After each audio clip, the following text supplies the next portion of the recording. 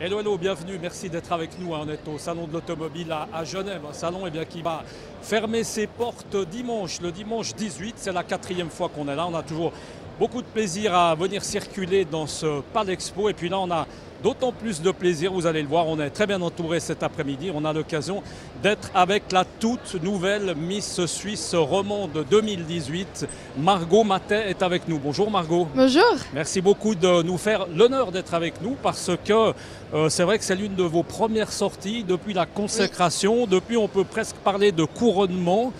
C'était le 24 février, le samedi 24 au Palais de Beaulieu. C'est là où tout a presque, j'ai envie de dire, basculé. Exactement. Alors, est-ce que lorsqu'on est justement Miss Suisse romande, on peut dire que sa vie a quelque part, enfin restons modestes, mais bascule?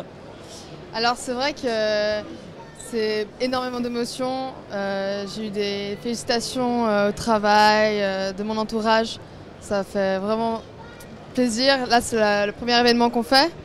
Et je me rends compte aujourd'hui, oui, entre nous, est-ce que vous êtes un peu tendu? On a le droit de l'être. Un peu, oui. Normal, c'est ma première interview en direct. C'est sûr que c'est le premier, on a envie de dire, d'une longue série. Est-ce que, alors, on va peut-être préciser que vous travaillez dans une grande maison horlogère de la place. Oui. Hein. Miss, c'est pas un métier. Oui. On n'est pas professionnel. Par rapport justement à votre métier, à vos collègues, est-ce que les choses ont changé? Le regard des autres est un peu différent? Alors, non, ça n'a pas changé parce que j'ai toujours eu une très bonne relation avec mes collègues. D'ailleurs que je salue bien, ils doivent être en train de travailler là, maintenant. Mais je reste moi-même avec mes collègues. Il n'y a pas eu de gros changements. Comment est le temps de travail? Parce que là maintenant il va falloir du temps parce que cette couronne, il va falloir la défendre, on est d'accord? Donc comment, là on arrive à trouver un arrangement avec son patron? Alors on m'a dit que ce sera souvent les week-ends ou bien en soirée. Après, aujourd'hui, par exemple, j'ai pu prendre mon après-midi. Ma chef est très consciente par rapport à ça. Donc c'est vrai que j'ai beaucoup de chance et puis ils me soutiennent beaucoup. Et c'est vrai que je suis très contente par rapport à ça. Margot, qu'est-ce que vous attendez de la suite? Qu'est-ce que vous pensez que ce titre pourrait peut-être vous amener, vous rapporter? On ne parle pas d'argent, on parle plutôt de plaisir, peut-être de contrat ou choses comme ça. Comment est-ce que ça peut se passer? Alors, j'ai toujours beaucoup aimé la photo, la mode, tout ça, et je voulais mettre un pied dedans. Et ce concours m'a permis justement de pouvoir, mettre un pied dedans, faire des connaissances. Je pense que ça peut m'apporter des choses par la suite.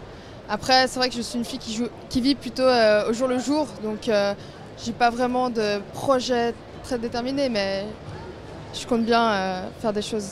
On a parlé un petit peu du rapport avec les autres, Margot. Oui. Le rapport aujourd'hui avec les autres filles qui ont fait le concours avec vous, les garçons. D'abord, on peut peut-être saluer quand même un garçon qui manque aujourd'hui. Hein. Lui, c'est le garçon, il s'appelle le Lirim Ramossage. On aura l'occasion peut-être de le voir. Il n'a pas pu venir pour des raisons professionnelles. Comment est aujourd'hui le contact avec les autres?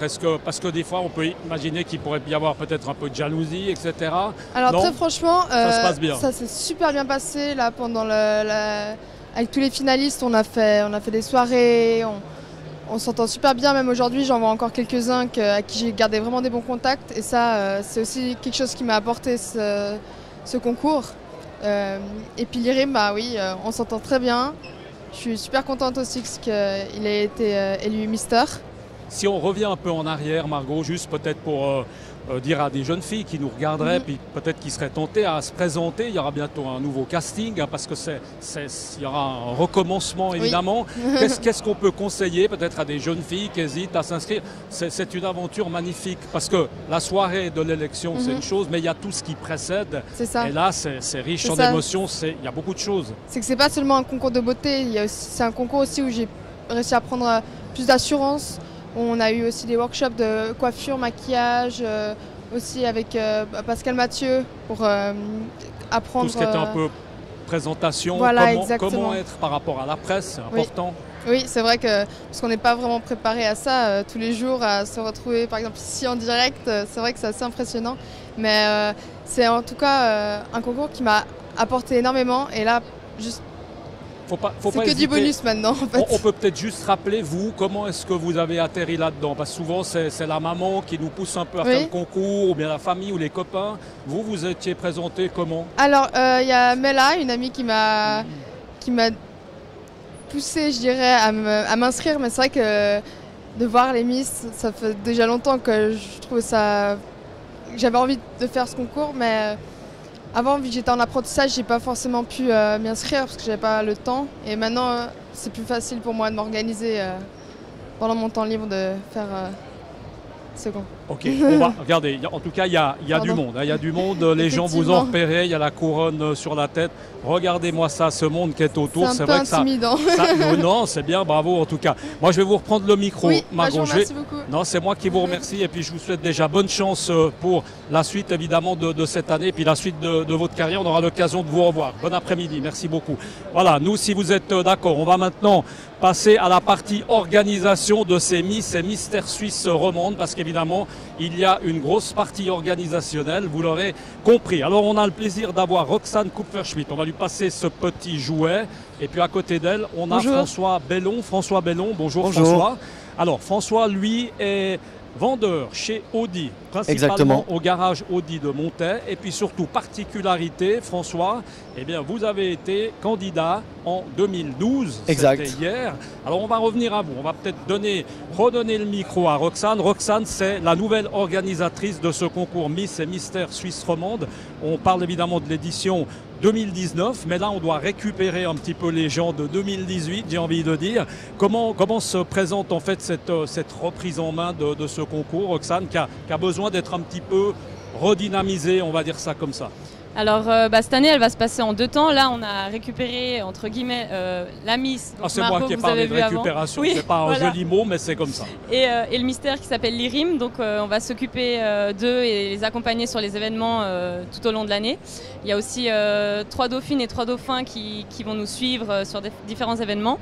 Et à partir de mai on va organiser des castings pour la suite de l'année et ce qui permettra d'avoir les finalistes pour l'élection 2019. C'est sans fin, on est d'accord, oui. Hein, parce que c'est vrai que des fois on voit un peu la finalité, la cerise sur le gâteau, c'est évidemment la soirée en question, mais rappelez qu'avant ça, peut-être qu'on peut inciter déjà, comme j'ai dit tout à l'heure, si des jeunes filles, des jeunes garçons nous regardent, il faut déjà se préparer un petit peu justement à avoir du temps, à avoir de la motivation, on est bien d'accord, hein, pour arriver évidemment en forme et avec toutes ses chances le jour J. C'est vrai que tout le monde se réjouit de la finale qui a lieu souvent en fin d'année, mais ça demande une grande préparation avant. On fait des défilés de mode dans les centres commerciaux, dans différents lieux un peu insolites, dans les stations de ski. Pour ça, on met en place des castings qui ont lieu donc, à partir de maintenant. Donc nos inscriptions sont ouvertes, on peut s'inscrire sur notre site internet, donc missmister.ch. C'est clair qu'il faut un peu de temps libre et s'impliquer dans l'aventure parce qu'on organise pas mal d'événements. Donc, le but, c'est que les gens soient dispo et qu'on puisse compter sur eux pour créer un...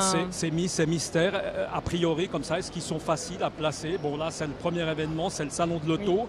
Il y en a forcément peut-être d'autres ou c'est peut-être trop tôt pour en parler? Alors, vu que ça fait un petit mois qu'on est nouveau à la tête du concours, on est en train de regarder un peu pour prendre contact avec les gens.